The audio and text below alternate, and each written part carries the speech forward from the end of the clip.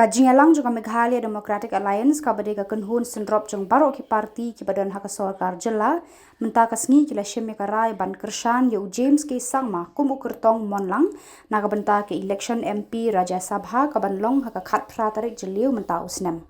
Haka jingkran bakila pathai Khubor u chairman ke MDA Konrad ke Sangma bat secretary ke MDA ba Paul lengdo kila yathu bayakani karai la shem hadian ba baro ki parti badan haka alliance kila ai lang ya kajing manjur.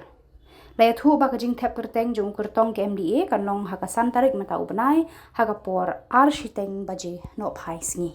In the course of the discussions, members from the constituent units expressed their various points and indicated their willingness to have their party nominees selected and endorsed as official candidate of the MDA 2.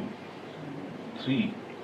However, since the various parties had proposed various names of individuals belonging to the respective political parties, and there being no point of consensus on a single name, it was decided to follow the established convention of endorsing the proposal put forward by the largest constituent, that is the NPP, in order to ensure cohesion and unanimity on the basis of established parliamentary practice.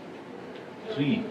The meeting therefore unanimously endorsed the NPP's proposal for the candidature of Shri James P.K. Sangma as Rajya Sabha nominee representing the MDA 2.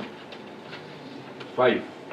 However, respecting the wishes of the various constituent members of the MDA to allow the various parties to take their own call as far as by-elections to the Shillong parliamentary constituency is concerned, it was unanimously agreed that the parties are free to contest / support / stay neutral / stay away from the above by-election. 6.